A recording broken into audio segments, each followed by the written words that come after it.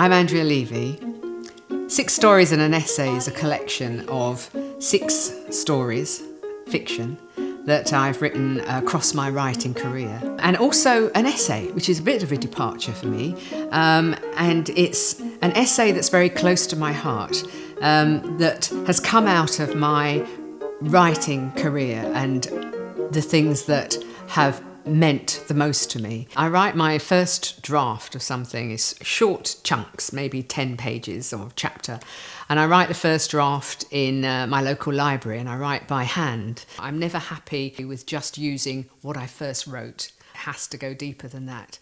Collecting all the short stories together that I had written seemed like it was a good idea to actually, at some point, bring them all together.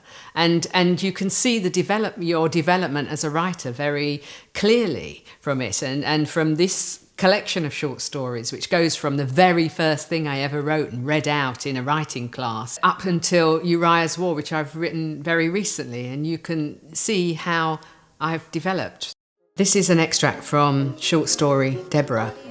Deborah lived in my flats at number 46 on the ground floor next to the drying room. It was a long way from where I lived, which was on the same floor but round a bend in the balcony. If I looked out of my bedroom window, I could see into Deborah's. When the wind blew, the curtain of her flat usually flew out the top of the open window and fluttered around, knocking against the bricks, billowing up, waving in front of the windows above. As the curtains blew, you could catch a glimpse of all the beds that were squashed into the bedrooms in Deborah's flat. Nobody ever really knew how many there were in Deborah's family. Some said 12, others said 14. And Deborah, when I asked her, said it depended on whether her dad was home. This road is very familiar because on Guy Fawkes Night we used to build a bonfire, so everybody from the flats would donate old chair legs, bits of old wardrobe and all things, and we'd build up this massive bonfire just here, and then we'd set light to it on bonfire night, and every year without fail, the fire brigade would have to come and put it out, and there'd be all sorts of rumours about cats and bangers and all sorts. Hello, thank you. I'm a bit nervous. Gosh, it's so nice to come back in. Can't believe it. And I remember thinking, oh, one day we'll have a sink in there. But it was just a bath and an ascot above the bath. Yes, I thought when I came back, I would think, oh, it's tiny, but I don't think that. It doesn't feel really tiny. Yeah. We used to have a coal bunker here, just with coal, so that's where you kept all the coal, and then you'd come in and this is actually smaller than I remember it, if you can imagine. But yeah, we did all our family of 6 in here. Wow. I remember leaving, and I remember my dad shutting the door behind us, and that was it. 21 years over, and incredible. There are quite a few pictures of West Indians arriving into this country, and always when they came, they looked so smart and so dressed up because they were coming to the mother country, and my parents were, exactly the same.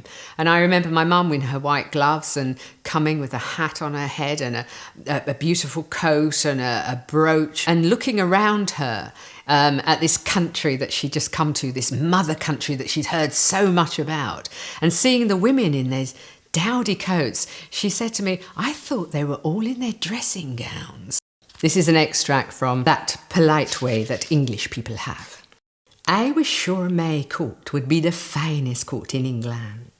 Oh, everyone would stare. Everyone would admire my long black coat and my black hat with its netting trim set at an angle on my head. There, they would say, there is a high-class woman from Jamaica. She is a woman who has one of the finest coats. I bought my coat from my employer, who had only just returned from England after settling her 2 sons into a boarding school in a place called Dover.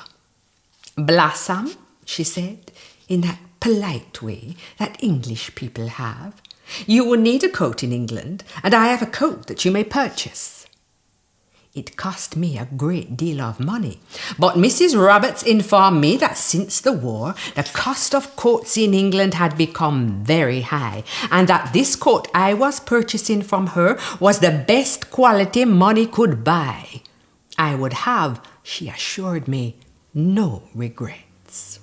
I usually write furiously by hand. I don't try to think too much at all. I just let what I'm going to write just come out onto the page. And then there comes a point where you sort of need some other input. You need to sort of maybe show it to somebody to see if it's working, or it will feel like that. Or I feel I finished that particular section, but have I finished? And I've never really finished until I have read it to somebody. And usually the person that I read it to is my husband, Bill. And I will call him into the room. Okay, I've got something to read you, and I will read it to him. I will not let him read it. I will read it out loud to him. And he then has to find a way of telling me what he thinks of it. If he doesn't think it's very good, he has to find a way of telling me that so that our relationship can continue. If he finds it good, he can just tell me straight. It's fine. There are precious few photographs of black soldiers in the First World War. And the ones that there are tend to be used again and again. Most of the British West India Regiment that were in France, in the Somme, like my grandfather, were in labour battalions, and the labour battalions supplied the front lines with bombs and munitions. Often it's sort of thought of rather disparagingly if you were in a labour battalion, because it was, you were just supplying people. You weren't there with a gun and shooting the enemy. But you had to have some courage to do this. And it was incredibly tough, difficult work. And so it's lovely to see this picture of a black soldier doing what so many of them did. And we finally got to England, to the army camp at Seaford. Seaford? You know it? On the south coast? We had to sleep in the town. The place was under such mud. It rains grey all day. Never go there. Well, there was this English man, white, you know, in a pub sort of thing, hotel tap room I think they call it. Me and Walker were sitting sipping on beer when this man came to our table and stood above us to ask us a question. Why are you going to fight in this war for only a shilling a day? Now, that sort of took the wind from me. And Walker's eyes, well, they shone with uneasiness. It would be us thrown from this place if there was trouble. So we said nothing. But this man still went on. Churchill, Asquith and Lloyd George get paid of £15,000 a year, and we were fools to fight for the empire because the king is German and all his family too. Everyone staring on us, but we just sip, sip. And all the while I am thinking, a shilling is a lot of money. It took many a long time in Jamaica to earn a shilling, but I did not tell this man because he was looking to make mischief. When two constables came in, Walker braced himself, sure they'd come to seize us. But no, they marched out this Englishman, holding him rough stuff on either side, and he is now yelling on Walker and me, "Lay down your arms, do not fight. White men should fight their own battles and black men theirs." They charged him, making remarks likely to jeopardize recruiting to His Majesty's forces, or some such. Sent him to prison. It is a true story. I might smile now when I recall, but at the time Walker and me found nothing funny in it. Nothing funny at all. He was belittling our patriotism. This picture inside is a picture of my parents on their wedding day. And my mum said it was a very, very rainy day in Kingston in Jamaica. And this is another picture that I've known for quite a while. And I'm just when I look at these two people, they look so glamorous and happy and about to embark on a life together, and they've got this incredible clothes on and an incredible sense of style.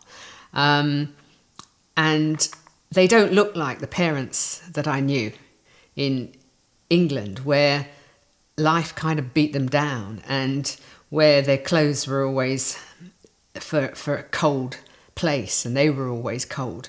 And they always looked out of place as well, as indeed these two people would look if they turned up on a street in England. Fiction is a wonderful form, and I've really enjoyed writing fiction and will continue to write fiction. But sometimes I just wanted to step out from behind fiction because something has struck me that you have to speak more directly and more boldly about. And that's what I wanted to do in this essay, because it was an exploration of my history and how I didn't know anything about who I was when I was a young girl growing up in this country, because the history of the Caribbean wasn't taught to me, wasn't shown to me, wasn't anywhere, and it hurt. It was so absent. Back to my own country, an essay. The more I began to delve into my Caribbean heritage, the more interesting Britain's Caribbean story became for me. The story of the Caribbean is a white story too, and one that goes back a long way. The region was right at the very heart of Europe's early experiments in colonising the world. In the 1500s, it was the Spanish who first exploited those newly found islands, displacing the indigenous people. The Dutch, the French, and the British came soon after. The island claimed earliest for Britain was Barbados in 1625. But soon Britain was a major coloniser in the region. A whole string of islands became British. Islands that for a long time were seen as our most lucrative overseas possessions. Sugar was the main crop, as important to Britain then as oil is today. It was planted, harvested and processed by the slave labour of black Africans. That slave trade from West Africa to the Caribbean and the Americas was the largest forced migration in human history.